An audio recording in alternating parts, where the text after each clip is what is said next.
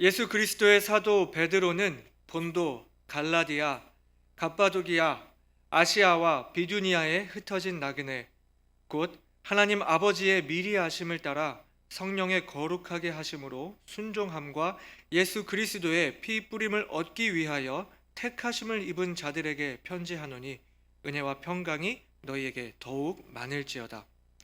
찬송하리로다. 우리 주 예수 그리스도의 아버지 하나님이 그 많으신 긍휼대로 예수 그리스도의 죽은 자 가운데서 부활하심으로 말미암아 우리를 거듭나게 하사 산 소망이 있게 하시며 썩지 않고 더럽지 않고 쇠하지 아니하는 기업을 잊게 하시나니 곧 너희를 위하여 하늘에 간직하신 것이라. 너희가 말세에 나타내기로 예비하신 구원을 얻기 위하여 믿음으로 말미암아 하나님의 능력으로 보호하심을 입었나니, 그러므로 너희가 이제 여러 가지 시험을 인하여 잠깐 근심하게 되지 않을 수 없었으나 오히려 크게 기뻐하도다. 너희 믿음의 시련이 불로 연단하여도 없어질 금보다 더 귀하여 예수 그리스도의 나타나실 때에 칭찬과 영광과 존귀를 얻게 하려 함이라. 예수를 너희가 보지 못하였으나 사랑하는도다. 이제도 보지 못하나 믿고 말할 수 없는 영광스러운 즐거움으로 기뻐하니 믿음의 결국 곧 영혼의 구원을 받음이라. 이 구원에 대하여는 너희에게 임할 은혜를 예언하던 선지자들이 연구하고 부지런히 살펴서 자기 속에 계신 그리스도의 영이 그 받으실 고난과 후에 얻으실 영광을 미리 증거하여 어느 시 어떠한 때를 지시하시는지 상고하니라. 이 섬긴 바가 자기를 위한 것이 아니요 너희를 위한 것임이 계시로 알게 되었으니 이것은 하늘로부터 보내신 성령을 힘입어 복음을 전하는 자들로 이제 너희에게 고한 것이요 천사들도 살펴보기를 원하는 것이니라. 13절 같이 읽겠습니다. 그러므로 너희 마음에 허리를 동이고 근신하여 예수 그리스도의 나타나실 때에 너희에게 가져올 은혜를 온전히 바랄지어다. 아멘. 함께 기도하시겠습니다. 아버지 하나님, 부족한 종을 주님의 말씀이 선포되는 단위에 세워주심을 감사드리며, 이 시간 정말 종의 부족함은 주님의 말씀 뒤에 숨겨주시고 오직 주님의 말씀이 주님의 말씀으로 증거되도록 종의 입술을 주관하여 주시옵소서. 감사드리며 예수님 이름으로 기도드리옵나이다. 아멘. 자리에 앉으시겠습니다. 삶의 어느 단계에서 완료라고 다 됐다라고 말할 수 있는 단계는 없는 것 같습니다. 바다의 파도가 멈추지 않고 계속해서 일렁이듯이, 또 봄이 가면 여름이 오고 또 여름이 가면 가을과 겨울이 오고 계절이 반복되듯이 우리의 삶은 또 다른 내일, 또 다른 삶으로, 또 다른 모습으로 계속되는 것 같아요. 제가 유학을 가기 위해 가장 먼저 해야 할 일, 가장 중요했던 일은 바로 비자를 받는 것이었습니다. 여러 가지 서류를 준비하고 마지막으로 대사관에서 보는 그 인터뷰에 통과하면 미국의 학생 신분으로 입국할 수 있는 비자가 주어집니다. 많은 사람들이 유학의 꿈을 꾸지만 그 인터뷰에서 거절돼서 이 유학의 꿈을 접어야 되는 경우가 상당히 많습니다. 그래서 비자를 받기까지 무지 긴장하고 떨어지면 어떡하지? 하고 상당히 많이 사람들이 겁을 내거든요. 그리고 비자가 이제 주어지는 순간에 이제 그 사람은 미국에서 인정하는, 미국에서 승인한 신분을 얻게 되고 이제 당당하게 입국을 할 수가 있는 것이죠. 저는 너무나 이 모든 과정이 은혜라고 말할 수밖에 없는 게, 코로나 시절에 갔기 때문에 저는 그 인터뷰를 보지 않고 비자를 받았거든요. 이 얘기를 하면은 이 거절의 고배를 맛본 사람은 이거 말도 안 되는 일이다 이렇게 얘기를 합니다. 그럼에도 불구하고 저도 혹시 이거 비자 안 나오면 어떡하나 하는 그런 두려움을 겪어봤고요. 또 이제 처음 이제 입국을 하면서 입국 심사에서 혹시 나 들어오지 말라 그러면 어떡하지? 가방 다시 다 싸들고 다시 돌아가야 되나? 막 이런 두려움이 저도 있었더랬습니다. 그런데요, 비자 받으면 다 된 것 같지만 절대 그렇지 않아요. 비자 받는 것은 정말 시작에 불과합니다. 신분을 얻는 것과 또 이 언어와 문화가 전혀 다른 세상에서 적응하며 살아가는 것은 완전히 다른, 완전히 새로운 경험이었습니다. 아마 결혼 생활도 마찬가지겠죠. 결혼식을 올리고 혼인신고를 하면은 다가 아니죠. 고생 끝 행복 시작인가요? 네. 아무도 자신 있게 대답하시는 분이 없는 것 같아요. 그렇습니다. 결혼식을 통해 부부임을 선언하고 혼인 신고를 해서 이 법적 증명을 얻었다고 해서 다가 아니라 이제부터 시작되는 결혼 생활이 있는 것이죠. 아마 결혼 생활을 오래 겪으신 분들은 야, 그 결혼식은 시작에도 못 미친다, 아마 이렇게 말씀하실 수 있을 것 같아요. 아이를 출산하는 것은 어떻습니까? 부모는 10달 동안 그 엄마 뱃속에 있는 아기가 나오기를 목이 빠져라 기다릴 겁니다. 아가야, 건강하게 어서 나오너라. 건강하게 나오기만 해라. 출산하고 나면 그 아기가 알아서 크나요? 시작에 불과한 거죠. 본격적인 육아 라이프가 기다리고 있습니다. 우리가 인생에서 정말 다 됐다, 끝이다 이렇게 말할 수 있는 것이 없습니다. 모든 단계의 끝은 새로운 시작으로의 변화를 의미하는 것 같습니다. 우리가 얻은 구원도 마찬가지입니다. 예수 그리스도를 개인의 구주로 믿고 거듭났다고 다 끝났다, 이제 다 됐다 이렇게 말할 수가 없습니다. 죄인에서 의인으로, 사람의 자녀에서 하나님의 자녀로 신분의 변화는 일어났습니다. 아가씨가 아주머니가 되고 총각이 아저씨가 되듯이 불리는 것이 달라졌습니다.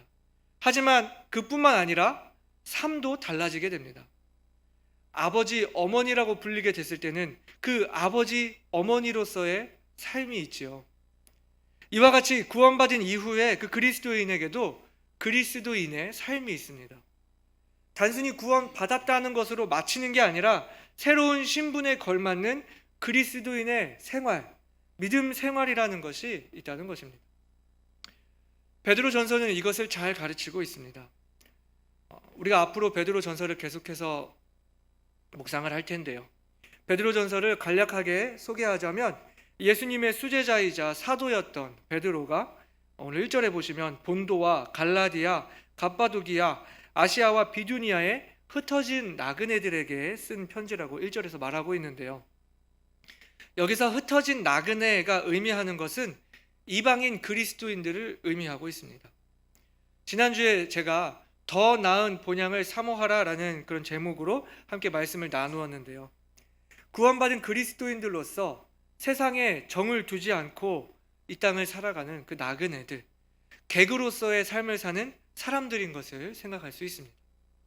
실제로 이 편지의 수신자들에 관해서는 사도행전 2장에서 오순절날에 제자들이 하나님의 말씀을 전할 때에 지금 이 1절에 나오는 이 지역에서 예루살렘으로 왔던 그 사람들이 각국의 언어로 복음을 듣게 된 사건이 있었는데 그때 구원받게 된 사람들이 있었을 것이고, 또 사도행전 8장에서 예루살렘 교회의 박해로 인해 흩어지게 된 성도들이 있었을 것입니다. 이러한 사람들이 모여서 교회를 이루고 있었기 때문에 지금 본문에서 이야기하고 있는 흩어진 나그네들이다 이렇게 얘기를 했을 때 더욱 이들의 신분이 어떠한 신분인지를 잘 나타내주고 있습니다. 그리고 이 당시에는 시기적으로 이 로마로부터 그리스도인에 대한 큰 핍박이 있었던 시기였기 때문에 이 교회의 성도들은 믿음으로 말미암아 그리스도인이 됨과 동시에 가해지는 고난들이 있었습니다.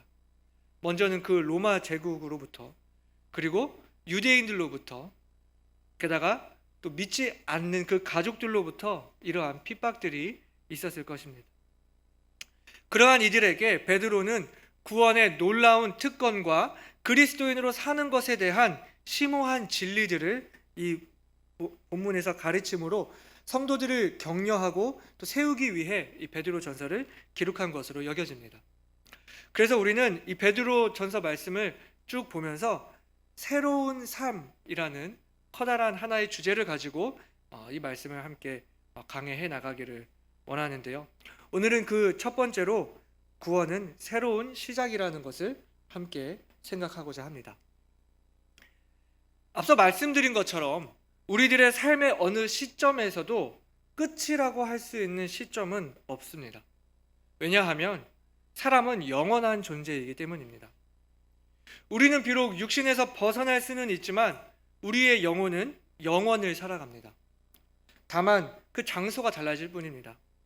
영원한 안식이든지 영원한 형벌이든지 우리의 그 영원한 삶에 어떤 신분의 변화, 삶의 모습의 변화만 있을 뿐입니다. 이러한 점을 생각해 볼 때 구원이라는 것은 거듭나는 것으로 끝나는 것이 아닙니다. 구원은 사람들이 많이들 교리적으로 이야기하는 칭의, 성화, 영화라고 하는 그 하나의 큰 과정이고, 이 거듭나는 것은 이러한 새로운 삶의 과정이 시작되는 것입니다. 이 구원을 거듭남에 한정해서 생각하기 때문에 예정론에 대한 논쟁이 생깁니다. 그러나 구원의 큰 과정을 생각할 때 예정론의 오해에서 우리가 벗어날 수 있습니다. 본문의 2절을 보실까요? 곧 하나님 아버지의 미리 아심을 따라 성령의 거룩하게 하심으로 순종함과 예수 그리스도의 핏부림을 얻기 위하여 택하심을 입은 자들에게 편지하노니라고 그랬죠. 이 편지가 구원받은 그리스도인들에게 쓴 편지인 건 알겠는데 하나님이 미리 아신다고 했으니까 하나님은 누가 구원받을지를 미리 아시는구나. 예수 그리스도의 핏부림을 얻기 위하여 택하심을 입었다고 말하고 있으니 하나님은 구원받을 사람을 택해놓고 정해놓고 계시는구나 라고 생각을 하게 되는 거죠. 구원에 대한 그 예정을 말할 때 거듭날 사람을 하나님이 미리 정해놓았다는 식의 예정이 아닙니다. 물론 하나님은 어떤 사람이 구원을 받게 될지 알고 계시지만 그 사람이 구원을 받는 것은 그 사람의 자유의지에 하나님이 맡기시는 겁니다. 하나님은 어떤 한 사람이 구원 받을 수밖에 없도록 이끌지 않으십니다. 그건 하나님의 인격뿐이 아니라 사람의 인격 또한 무시하는 거예요. 우리가 구원을 하나의 큰 과정으로 생각할 때 이 부분을 이해할 수 있습니다. 오늘 본문에서도 전체적인 문맥을 살펴보면요, 베드로가 단순히 그 거듭남에 대한 이야기만을 하는 것이 아니라는 것을 알 수 있습니다. 4절을 보시면요, 썩지 않고 더럽지 않고 쇠하지 아니하는 기업을 있게 하신다. 이 기업 유업이 뭘까요? 5절을 볼까요? 말세에 나타내기로 예비하신 구원에 대해서 이야기하고 있습니다. 여러분, 그 말세는 언제인가요? 또 7절을 볼까요? 예수 그리스도의 나타나실 때에 칭찬과 존귀를 얻게 하려 함이라. 또 9절이요, 믿음의 결국 곧 영혼의 구원을 받음이라 말하고 있고요. 마지막 13절에는 예수 그리스도의 나타나실 때에 너희에게 가져올 은혜가 있다라고 말하고 있습니다. 어떻습니까? 이 말씀은 모두 거듭남 이후에 일어날 부분들에 대해서 지금 말하고 있지 않습니까? 뭔가 더 현재 있을 일뿐만 아니라 더 미래적인 이야기들을 하고 있지 않습니까? 오늘 5절을 다시 한번 볼까요? 자세히 한번 볼게요. 너희가 말세에 나타내기로 예비하신 구원을 얻기 위하여 믿음으로 말미암아 하나님의 능력으로 보호하심을 입었나니 라고 말하고 있습니다. 구원이라는 말의 뜻은 건짐을 받는 것입니다. 믿음으로 말미암아 하나님의 자녀로 거듭난 사람은 예수님께서 다시 오실 그 날에 완전한 몸을 입고 육신으로부터 완전히 자유롭게 되는 그 건짐을 받게 될 것인데, 여기 지금 건짐이 2번 나왔어요. 죄의 형벌로부터 거듭난 사람은 육신으로부터 한 번 더 건짐을 받게 된다고 지금 이야기를 하고 있습니다. 근데 그 날까지 현재 우리는 육신으로부터 자유롭지 못하지만 하나님의 그 능력 안에서 보호하심을 입고 있다라고 지금 5절에서 말을 하고 있습니다. 거듭나게 된 사람의 그 최후의 결말과 그날까지 하나님이 보호하시는 이 과정, 이것을 통틀어서 구원이라 말하는 것이고, 이러한 관점에서 생각할 때 하나님의 예정은 거듭날 사람이 누구냐에 대한 그 정하심이 아니라 거듭난 사람이 얻고 실제 살고 누리게 될 그 새로운 삶, 구원의 그 과정을 예정하셨다고 말할 수 있는 것입니다. 거듭난 사람에게 하나님의 보호하심이 있을 거예요. 그리고 최종적으로 예수 그리스도께서 다시 오실 그날에 승리가 주어지게 될 것입니다. 하나님이 미리 정하셨다는 것은 이 총체적인 과정이 그 거듭남 안에 다 주어져 있다는 것이 예정되어 있다는 것입니다. 그러니까 구원받은 그리스도인에게는 거듭남으로 말미암아 시작된 구원의 삶, 하나님이 보호하시고 이끄시는 새로운 삶이 앞으로 펼쳐져 있다라는 것입니다. 아마 주일학교 시간에 어른들은 목사님과 함께 이 부분에 대해서 공부하고 계시리라고 생각을 합니다. 목사님께서도 설교 중에 자주 언급을 하셨고요. 책도 번역을 하셨어요. 구원은 구원받은 것 그 이상이다라고 말이죠. 죄로부터, 지옥으로부터 건짐을 받아서 이제 새로운 목적, 새로운 쓰임을 위해 그 하나님의 일을 위해 영원한 것을 위해 개조되어진다는 것 말입니다. 저는 오늘 여러분이 다른 것은 몰라도 이거 하나만큼은 꼭 품고 돌아가셨으면 좋겠어요. 구원은 거듭나는 것으로 끝나는 것이 아니라 거듭남으로 인해 이제 시작되는 그 새로운 삶을 총칭하는 것이다. 거듭나는 것은 새로운 시작이고 우리에게 새로운 삶이 있구나 하고 말이죠. 결혼을 했으면 남편으로서, 가장으로서의 삶이 있습니다. 결혼을 해서 신분이 변화되었는데 총각 때의 삶을 그리워하고 그때로 돌아가려고 하면 그건 문제가 있는 거죠. 구원받은 그리스도인에게는 그리스도인의 삶이 있습니다. 이전과 같은 삶을 그리워하는 것은 문제가 있는 것입니다. 여러분 거듭나셨습니까?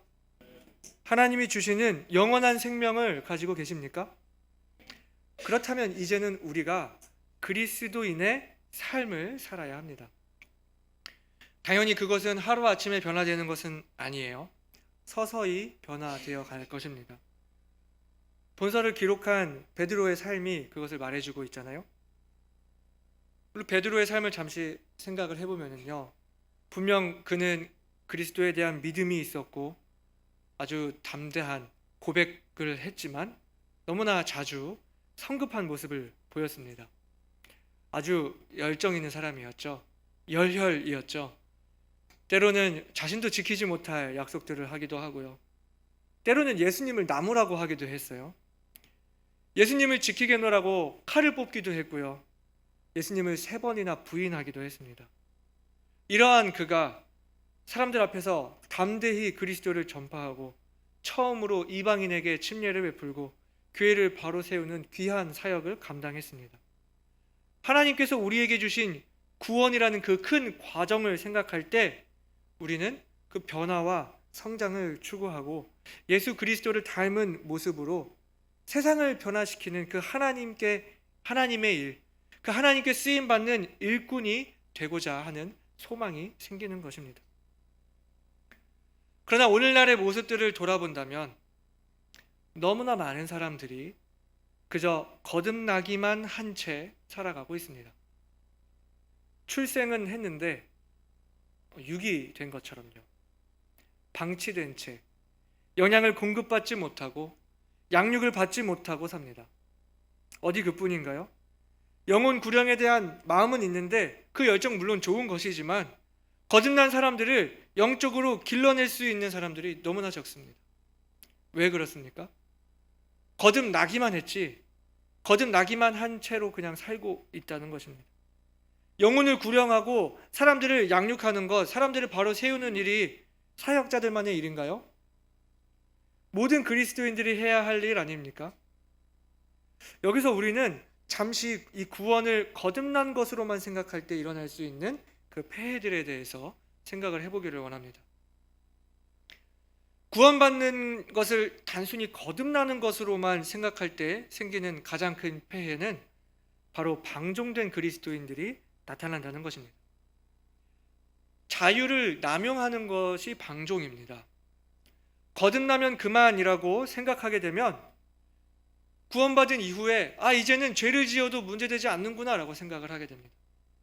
하나님이 나의 모든 죄를 속해 주셨기 때문에 나는 이제 죄를 지어도 괜찮아. 나는 이제 죄를 지어도 지옥에 가지 않으니까, 따라서 이제 내가 죄로부터 자유로우니까 이런 생각을 가지고 죄를 지어도 죄책을 느끼지 않으며 세상에 있는 사람들보다도 더 죄에 대해서 무감각한 사람들이 됩니다.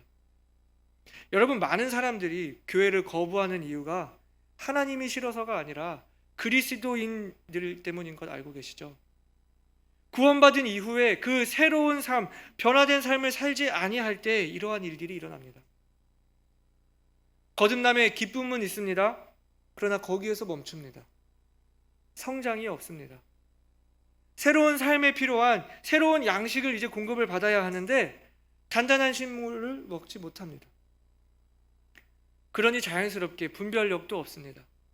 무엇이 하나님이 기뻐하시는 일인지, 무엇이 나를, 내 영혼을 해치는지 생각하지 않습니다. 어차피 천국에 갈 거니까요. 내가 믿기는 믿으니까요. 그러니 새로운 삶의 목적 또한 발견하지 못합니다. 죄와 싸워서 이기려는 모습, 승리하는 모습도 없습니다. 신분만 그저 바뀌었다 뿐이지 나를 기쁘게 하는 것들, 내 육신을 만족시키는 것들을 계속 쫓아갑니다. 세상의 사람들과 차이가 없습니다. 세상의 목소리에, 그 거짓 가르침에 휩쓸려 갑니다. 구원만 받았다 뿐이지 삶의 변화가 없고 여전히 제자리 걸음을 하고 있습니다. 더 큰 문제는 무엇인지 아시나요? 나부터가 그렇게 생각하고 있으니 다른 사람이 구원받도록 돕고 영적으로 성장할 수 있도록 도와야겠다는 생각을 하지 않습니다. 재생산이 없고 양육이 없습니다.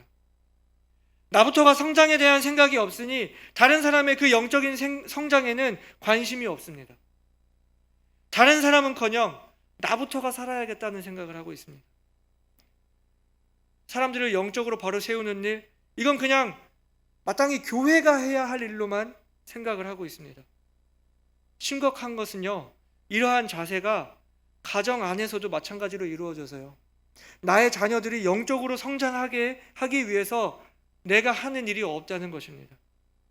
아유, 그래도 내 자식이 구원은 받았으니까, 저 천국에는 갈 거니까 공부는 학교에 맡기고 학원에 맡기고 과외에 맡기고 영적인 부분은 교회에 맡깁니다. 나부터가 새로운 생명과 새로운 삶에 대한 그 성장의 모습이 보이지 않는데 그것을 보는 자녀들은 어떻겠어요? 그 결과 어떻습니까? 우리 다음 세대는요? 주님을 섬기고 있나요? 여러분, 이런 말 많이 하죠. 다음 세대를 세우는 교회, 정말 꿈만 같은 이야기입니다. 얼마나 멋진 말입니까? 다음 세대를 세우는 교회. 그런데요, 다음 세대를 세우는 것은 둘째치고요, 지금 우리들의 현실은요, 일단 다음 세대를 살려내야 할 시국에 이르렀습니다. 제 말이 심하나요? 우리는 다음 세대를 살려야 합니다. 어떻게요? 우리부터가 보여줘야 합니다.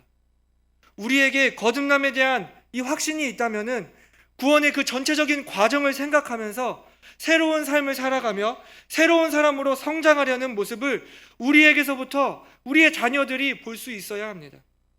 그리고 우리가 가정 안에서, 사회에서 그리스도인으로서 사는 것, 주님을 섬기는 것을 가정 안에서부터 가르쳐야 합니다.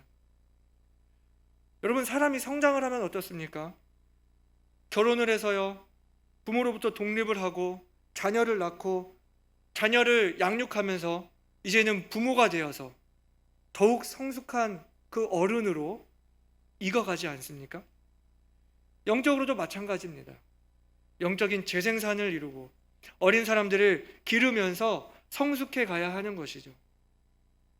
구원은 건짐받는 것 그 이상입니다. 한 생명이 탄생하는 것, 그리고 그 생명이 성장하는 것. 여러분, 이 신비로운 과정을 어떻게 말로 다 설명할 수 있을까요? 말로 다 할 수 없는 그 장엄함과 신비가 있지 않습니까? 그렇다면 이 한 죄인이 거듭나서 영원한 생명을 가지고 하나님의 사람으로 성장하며 주님을 사랑하고 섬기게 되는 이 놀라운 신비를 어떻게 말로 할 수 있을까요? 오늘 본문은요, 그 기쁨을 말할 수 없는 영광스러운 즐거움이라고 말하고 있습니다. 이 구원이 얼마나 놀라운 것인지 오늘 본문에서는 구약의 선지자들이 부지런히 살피고 연구했다고 말하고 있습니다. 심지어 구원이 필요 없는 하늘의 천사들마저도 하나님이 이루시는 이 구원의 위대함에 대해서 살펴보기를 원한다고 그렇게 말씀하고 있습니다. 이 말씀이 우리에게 요구하는 것은 무엇입니까? 우리들이 얻은 구원에 대해서 깊이 생각하고 살펴보라는 것이죠. 단순히 지옥에 가기가 무서워서든지, 하나님의 사랑을 깨닫게 되고 그 사랑에 감격해서든지, 아니면 내 자신의 그 죄악됨을 깨닫고 죄 용서함을 갈구하다가든지, 누구나 그 어떤 시작된 부분은 다를 수 있지만 한 가지 공통된 것은 예수 그리스도의 그 죽으심과 부활을 믿음으로 말미암아 구원받은 사람들은 자신이 가진 그 구원의 의미와 그 과정에 대해서 깊이 상고할 수 있어야 합니다. 여러분, 이거 하나만 꼭 가지고 돌아가시라고 말씀드렸죠. 구원은 거듭남으로 끝나는 것이 아니라 하나의 위대한 과정이라는 것을요. 이 부분에 대해서 생각을 해보면요, 하나님이 믿음으로 거듭난 우리들을 자녀라고 부르시며 우리에게 영원한 생명을 주셨습니다. 이 영원한 생명은 예수 그리스도께서 이 땅에 오실 때 완전해지며, 그때까지 우리는 하나님의 능력으로 보호하심을 입고 있는 중입니다. 우리가 이러한 구원의 큰 과정을 생각해야 하는 이유는 오늘 이 시간을 살아갈 수 있는 힘이 되기 때문입니다. 우리가 누리고 있는 이 은혜와 소망은요, 현재의 모든 역경과 고난들을 이겨낼 수 있는 힘의 근원이 된다고 오늘 본문은 말하고 있습니다. 실제로 그 당시의 성도들은요, 목숨을 내어놓아야 하는 핍박을 받았습니다. 로마 황제를 섬길 것인지 하나님을 섬길 것인지 택해야 했고, 황제를 거절하는 일은, 하나님을 선택하는 일은 끔찍한 형벌을 받아야 하는 일이었습니다. 당시 성도들은 고난 중에도 기뻐했고, 이들에게 오는 그 핍박을 믿음의 시험으로 여겼으며, 그 너머에 있는 큰 상급과 영광을 바라보며 더욱 주님을 사랑했다고 말하고 있습니다. 구원의 모든 그 과정들을 이해하고 있었기 때문입니다. 내가 지금 받고 있는 이 시험도 하나님의 보호하심 안에 있는 것이며, 이 시험 끝에는 주님의 인정이 있으리라는 것을 알았기 때문이죠. 우리가 믿음으로 말미암아 오는 핍박과 고통이 결국은 우리들의 이 믿음을 검증시킬 것입니다. 제가 휴대폰 케이스를 하나 새로 샀습니다. 전에 쓰던 케이스는 상당히 이렇게 얇은 케이스여서 손에 쥐기가 편해가지고 그걸 쓰고 있었는데, 제가 떨어뜨려가지고 박살이 났어요. 그래서 제가 눈물을 머금고 새로운 휴대폰으로 사야만 했거든요. 그래서 이제는 무조건 튼튼한 케이스를 쓰기로 했습니다. 떨어뜨려도 걱정이 없는 케이스. 그래서 제가 튼튼한 케이스를 검색해보니까요, 마음에 쏙 드는 걸 발견했어요. 2m 높이, 3m 높이에서 수십 번 떨어뜨리는 그 낙하 시험을 통과했대요. 무슨 밀리터리 수준의 등급을 받았대요. 그래서 제가 이거면은 내 핸드폰을 지킬 수 있을 거야, 더 이상 박살날 일이 없을 거야 믿고 구매를 했습니다. 왜 그런 테스트를 하는 걸까요? 왜 고생을 시키나요? 그것의 품질을 증명해내는 것이죠. 우리의 믿음의 시련도 이와 마찬가지입니다. 우리가 거듭난 이후에 하나님의 자녀답게 믿음으로 살고자 할 때 우리에게 크고 작은 시련들이 올 수 있지만, 이 모든 시험들은요, 우리의 믿음을 증명해낼 거예요. 예수님이 이 땅에 다시 오실 때 칭찬과 영광과 존귀를 얻게 할 것입니다. 구원을 단순히 거듭남으로만 생각한다면 이런 생각을 할 수가 없겠지요. 믿음의 시련과 그 이후를 생각하지 못하고, 나는 구원을 받았는데 왜 그리스도인으로 사는 게 이렇게 힘들고 어렵지? 왜 자유를 다 빼앗는 것 같지? 이것도 하지 마라, 저것도 하지 마라, 오히려 자유를 억압하고 구속하는 것만 같지? 나를 통제하고 억제하는 것으로 생각하게 됩니다. 그러나 우리가 가진 이 구원의 전반적인 모든 과정들을 생각할 때 우리는 지금 현재 우리가 처하고 있는 이 어려움과 고난들도 승리할 수 있게 됩니다. 그래서 13절에는 그러므로 너희 마음에 허리를 동이고 근신하여 예수 그리스도에 나타나실 때에 가져올 은혜를 온전히 바라라고 말씀하고 있습니다. 우리들이 가진 이 구원의 의미를 살피면서 우리들이 해야 할 것은 허리를 동이고 근신하며 그것으로 은혜를, 우리에게 다가올 그 은혜를 온전히 바라야 한다는 것입니다. 여러분, 이것을 잘 한번 생각해 봤으면 좋겠는데요, 허리를 동인다라고 하는 것은요, 그 당시 사람들이 입던 그 복식이요, 통으로 짜여진 긴 옷을 입고 있었기 때문에 빨리 뛰어가려고 하면 그 옷이 발에 밟혀서 자꾸 걸렸어요. 그래서 움직이려고 하면 이제 허리를 동여서 이렇게 옷을 끌어올려야 했습니다. 그러므로 이것이 의미하는 바는 주님이 언제든지 명하실 때 바로 즉각 움직일 수 있도록, 순종할 수 있도록 예비하고 있으라는 말입니다. 근신한다 하는 말은요, 말이나 행동을 삼가고 절제하는 것입니다. 우리가 이전에 즐기던 그 죄악된 습관이나 쾌락으로부터 자신을 분리시키고 절제하는 것을 의미합니다. 이 두 가지를 노력하다 보면 이것을 통해서 우리들이 한 가지 알게 되는 게 있는데, 그것이 바로 하나님의 은혜입니다. 우리가 구원을 은혜로 받습니다. 은혜란 자격 없는 자에게 값없이 주어지는 것이 은혜잖아요. 우리가 거듭난 것이 하나님의 은혜로 되었습니다. 여러분, 구원이 거듭나는 것 그 이상이라면 하나님의 은혜도 그 이상입니다.